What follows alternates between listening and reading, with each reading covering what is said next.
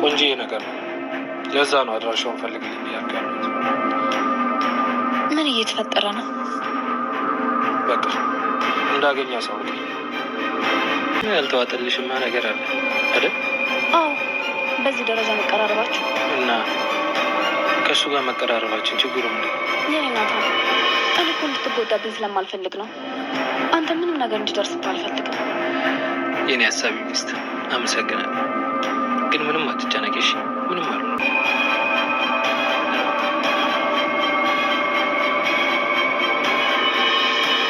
ምን ማለት አለው? ቀጥታ ጥያቄ ነው የጠየኩሽ። ብር ወስደሻል ወይ? ቤት ውስጥ ብር ማስቀምጥበት ቦታ ክፍት ነው። የኔ ናታን፣ ምን ሊያደርግልኝ ወስዳለሁ ብለህ ነው? በዛ ላይ ከወሰድኩም አንተን ሳልጠይቅ አልወስድም። እኔ ያለ ምክንያት ተወስጃለሽ ብዬ ሳይሆን ምናልባት አስፈልጎሽ ከወሰድሽ ብዬ ነው የጠየኩሽ። አይ እኔ አልወሰድኩም። እና የት ሄደ? እዚህ ቤት ውስጥ የመጣ ሰው አለ? ማንም አልመጣም። እርግጠኛ ነሽ? ማንም አልመጣም? ማንም ሰው? ዳጊ ወንድሜ መጥቶ ነበር፣ ግን ብሩን ሊወስድ የሚችል ሰው አልመጣም። መቼም ዳጊ ነው የወሰደው ብላ እየጠረጠርኩ አይደለም አይደል? መጠርጠር አይደለም፣ ሲጀመር ራሱ ነው። አሁን ሳበዛው። እያወራን ያለውን እኮ ስለ ዳግም ነው። አዎ ገብ ከሱ ውጭ የመጣ ሰው ከሌለ ሌላ ማንም ሊወስድ ይችላል። አንቺም አንቺ ነሽ። ሌባ ደግሞ እንዲህ በቀላሉ ያስቀመጥኩበትን ሊያውቅ አይችልም። ይልቅ ሳያጠፋው ቶሎ ልናስ ኤፍራታ አሁን ላይ እጅግ በጣም እንግዲህ በናቱ መልስ ማለት ነው ተናዳበታለች። በነገራችን ላይ ሁለታቸው ላይ አሁን ላይ መተማመን የሚባል ነገር እየታየባቸው አይደለም። ያ ማለት እንግዲህ ናቱም ኤፉዬን እያመናት አይደለም፣ ኤፉም እንደዚሁ ናቱን እያመነችው አይደለም ማለት ነው። ናታንም እንግዲህ የት ጋር እንደምትገናኝ ከማን ጋር እንደሆነች እንግዲህ ቃል የሚባለው ግለሰብ ወዶ ነው አፍቅረው ነው ከምን አንጻር ነው እነሱ ሁለታቸው እንደዚህ በድብቅ የሚገናኙት የሚለውን ነገር እንግዲህ በርቀትም ሆኖ እየተከታተለ ይገኛል። እንዲሁም ደግሞ ኤፉ ማለት ነው እናቱ በሚያወራበት ሰዓት ስልክ በሚያወራበት ሰዓት እሷም እየተከታተለች ትገኛለች ማለት ነው። ቆንጆነች ምናምን ነገር እያለ እያወራ ነበርና ማንን ነው እንደዚህ ብሎ የሚያወራው እያለች እንግዲህ እሷም ማለት ነው በናቱ መቀየር እየተከታተለችው ወይንም ደግሞ እያሰበች ትገኛለች ማለት ነው። በነገራችን ላይ አሁን ላይ ኤፉ የወሰነችው ወይንም ደግሞ ያደረገችው ነገር እጅግ በጣም ከባድ ነገር ቢሆንም ግን ደግሞ ለልጇ ስትል ወይንም ደግሞ ትዳሯን ያለማፍረስ ስትል እንግዲህ ዝም ብላ ተቀምጣለች ማለት ነው። ያው በባለፈው ፓርት ላይ እንግዲህ ቃል በግድ ኤፉ አብረው እንድታድር አድርጓል ማለት ነው። ይህን ነገር ደግሞ በሚስትና በባልነት መልኩ አብሬሽ ከአንቺ ጋር ጊዜ ማሳለፍ እፈልጋለሁ። ልሽን የምትፈልጊ ከሆነ ይህን ነገር ለእኔ ውለታ ታደርግልኛለሽ። እኔ በጣም ነው የምወድሽ የማፈቅርሽ። እኔ ደግሞ ያንቺ ባለ ውለታ ነኝ። ስለዚህ ልጅሽ ሊሞት ሲል ያተረፍኩልሽ እኔ ነኝ በማለት እንግዲህ በውለታ ነገር ለውለቴ ደግሞ ክፍዬ ይሄንን ይመስላል በማለት እንግዲህ ያው ራሷን እንድትሰጠው ነበር እየፈለገው ማለት ነው። ኤፉ አማራጭ ስለሌላት አንድም እንግዲህ ልጇንም ለማግኘት ስለፈለገች ማለት ነው ለልጇ ስትል የማትፈልገው ህይወት ውስጥ ገብታለች ማለት ነው። እና ከሱ ጋር ጊዜያት አሳልፋለች። ግን ደግሞ ልጄን አሳየኝ ብለው ነበር ማለት ነው። ሲቀጥል በነጊተው አሳይሻለሁኝ፣ አሁን ጨለማ ስለሆነ ነገ ጠዋት ወስድሽና ልሽን አገናኝሻለሁ፣ ልሽን ይዘሽ ወደ ትዳርሽ ትመለሻለሽ በማለት እንግዲህ ቃል ገብቶላታል። በነገራችሁ ላይ ቃሌን እኔ አላጥፍም፣ በቃሌ የምገኝ ሰው ነኝ ብሏታል ማለት ነው። በመጀመሪያውም እሱ አብሯት ጊዜ እንዲያሳልፍ ሲጠይቃት እኔ ቃሌን አላጥፍም፣ በቃሌ መሰረት እገኛለሁኝ፣ ሲቀጥል እኔ ያንቺ በጣም ባለ ትልቅ ውለታ ነኝ እያለ እንግዲህ ውለታ እንዳለባት ደጋግሞ ሲናገር ነበረ። ለዚህም ራሷን አሳልፋ ሰጥተዋለች። ለልጇ ስትል ያደረገችው ነገር ነው። ሲቀጥል ደግሞ ወደ ቤቷ ተመልሳለች። ወደ ናቱ ስትመለስ እንግዲህ ምንም ነገር እንደተፈጠረ አላስመሰለችም። በቃ ዝም ነው ያለችው ማለት ነው። ኖርማል ትዳሯን መቀጠልና እንዲሁም ደግሞ በቃ ደስተኛ በመምሰል ብዙ ነገሮችን እየጣረች ትገኛለች ማለት ነው። ይህን ነገር ያደረገችው ለልጇ ስትል ነው ማለት ነው። ሲቀጥል እንግዲህ እኔ እየፈለኩሽ ነበረ፣ የት ሂደሽ ነበረ እያለ እንግዲህ እናቱ ጠይቋት ነበረ። ይብን ከገኔ ከእናቱ ጋር እንደሄደ እንዳየ እንዳጣት፣ እንዲሁም ደግሞ ስልክ ሲደውል ስልኳ ዝግ እንደሆነ ነግሯታል። እሷም ደግሞ ቻርጅ ስለተበላሸብኝ ቻርጅ ለመግዛት ሱቅ ወጥቼ ነበረ። ከአንድም 2 ሱቆችን ስጠይቅ የለም ሲሉኝ ብቻ ግን ስፈልግ ወደ ራቅ ያለ ቦታ ሄጄ ነበር። ስልኬም ዘግቶ ነበረ። ቶም ይህ ነገር እንዲደገም በፍጹም አልፈልግም። በቃ ፈልገሽ ካጣሽው መመለስ ነው እንጂ ርቀሽ መሄድ የለብሽም በማለት እንግዲህ ሰዓቱ ደግሞ በጣም መሽቷል በማለት አስጠንቅቋታል ማለት ነው። እና አሁን ላይ እንግዲህ እውነት ቃል የገባላትን ነገር ማለት ነው ሌፉ ሊያደርገዋል ወይንስ ደግሞ አያደርገውም ማለት ነው።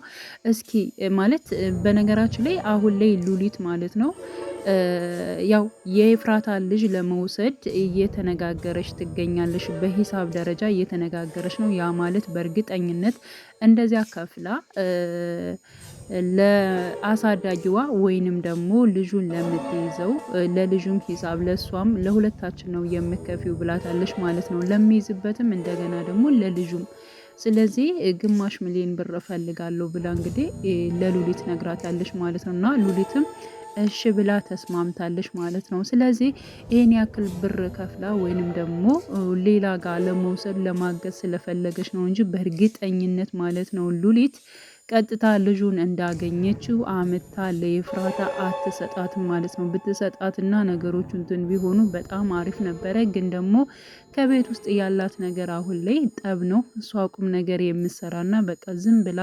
ይመስላቸዋል ማለት ነው።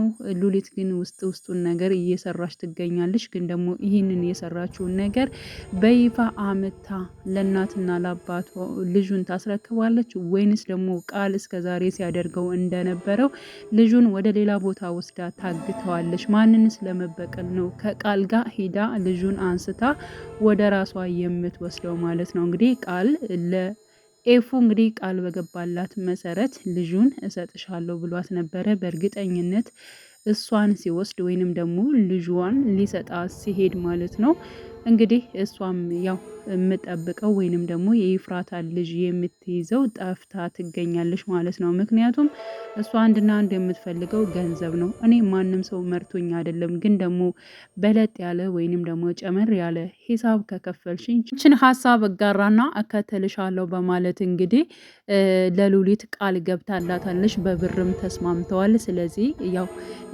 ልጁን እዛ የምትወጣበትን ቀን ተቀጣጥረዋል ማለት ነው። ሲቀጥል አሁን ላይ የቃል እህት ሀና ማለት ነው ጠፍታለች። የት እንዳለች እንኳን አይታወቅም። ለምንድን ነው የጠፋችው? የጠፋችውስ የት ሄዳ ነው?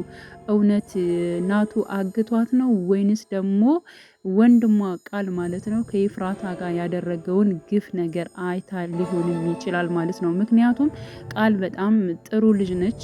እውነትን ነው እንትን የምትለው ሰዎቹ እንዲጨናነቁ ያልሆነ ነገር ያለ ምክንያት እንዲጎዱ አትፈልግም። እንደ ቃል አይደለም፣ ለየት ያለ ጸባይ ነው ያላት። እጅግ በጣም አዛኝና ሩሩህ የሆነች ለሰዎች የምታስብ ልጅ ነች ማለት ነው። እና ወንድሟ በሚያደርጋቸው ነገሮች ራሱ በቃ ልክ እንዳልሆነ ስህተት እንደሆነ ማቆም እንዳለበት እንደዚህ አይነት ህይወት ውስጥ መውጣት እንደሌለበት የኤፍራታ ልጅ እንኳን እንዲመለስ ወይንም ደግሞ ኤፍራታ ከልጇ ጋር መገናኘት አለባት፣ ንገራት፣ ይህን ነገር ሚስጥር ደብቀ መኖር የለብም፣ እንደዚህ ማድረግ ስህተት ነው እያለች እንግዲህ ስትናገር የነበረችው ወይንም ደግሞ ቃል እውነቱን ለኤፍራታ እንዲናገር ያበረታታችው ራሷ የቃል እህት ነች ማለት ነው። እና ግን ደግሞ እደራደራታለሁ ብሎ ነበር ማለት ነው። እኔ ሁሉን ነገር እነግራታለሁ፣ ልጇንም አሳልፌ እሰጣታለሁ፣ ግን ደግሞ እደራደራታለሁ በሆነ ነገር ብሏት ነበረ። ስለዚህ ሀና ምን ብላለች? በምን ነው የምትደራደራት እንዴ? ልጇ እኮ ነው፣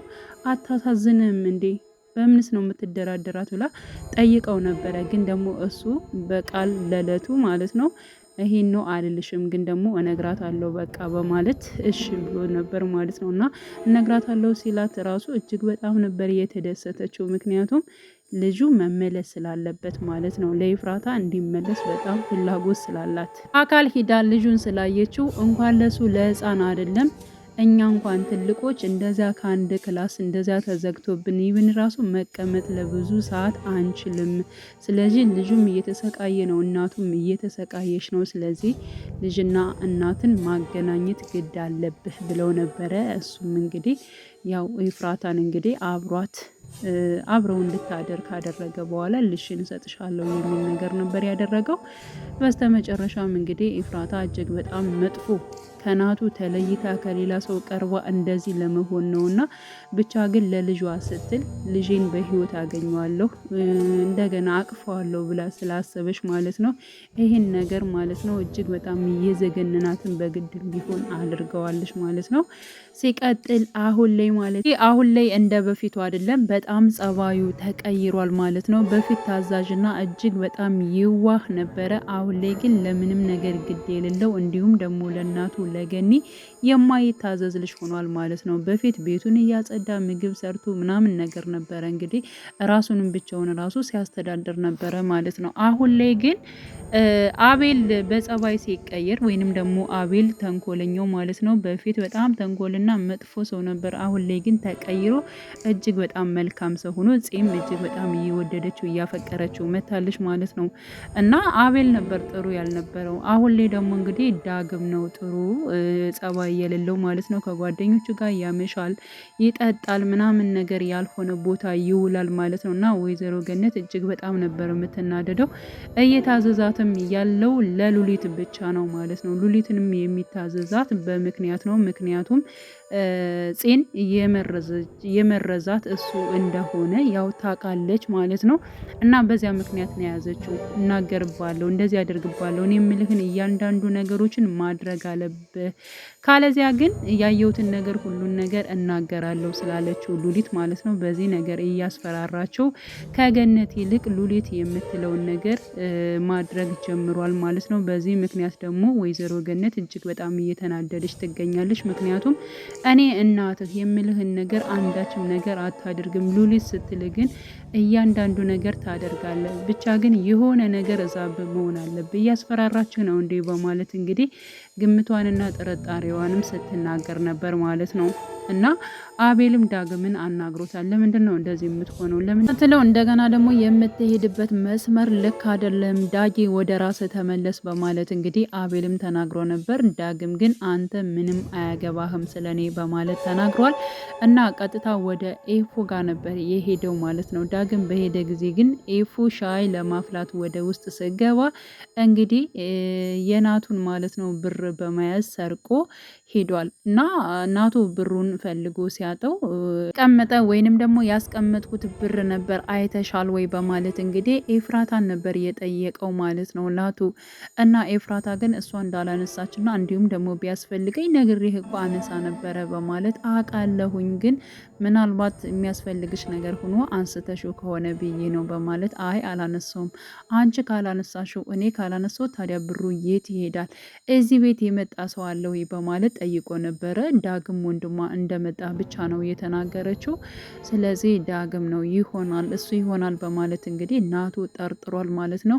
ኤፉ ግን እጅግ በጣም ነበር የተናደደችው። እንዴት ወንድሜን እንደዚህ ትላለ በማለት እንግዲህ በሌላ መልኩ ነው የወሰደችው ማለት ነው። ግን ደግሞ ዳግም አሁን ላይ ብር የት እንደሚያመጣና እጅግ በጣም መጥፎ ጸባይ እንዳለው እንዲሁም ደግሞ ከጓደኞቹ ጋር እንደሚያምሽ እንደሚጠጣ እንዳልሆነ እንደሆነ እንግዲህ ገነት ማለት ነው አስቀድማ ለናቱ ስለተናገረች በቃ ይሄ ነገር አሁንም ከዚህ መቶ ብር ወስዷል የሚለው ነገር ጥርጣሬ ነገር ነው። ስለዚህ አስቀድመን ብሩን ሳያጠፈው የግድ እሱን ማግኘት አለብን በማለት እንግዲህ እናቱ ማለት ነው ተቻክሎ ወደ ውጭ ወጥቷል። ኤፍራታ ግን በሁኔታው እጅግ በጣም ነበር የተበሳጨችበት። ምክንያቱም የኔ ወንድም አይሰርቅም ብላ ስለምታምን ማለት ነው በዚህ ጸባዩ እንደሚቀየርና የድሮ እጅግ በጣም መልካም ጸባይ ያለው ዳግም እንደሚመጣ ተስፋ እናደርጋለን።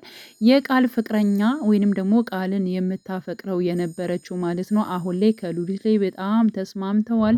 ሉሊት ጋር በመስራቷም እጅግ በጣም ደስ ብሏታል ማለት ነው። ግን ደግሞ ቃልም ሲያስጠነቅቃት ነበረ በነገራችን ላይ ማለት ነው። ቃል ምን ብሏታል?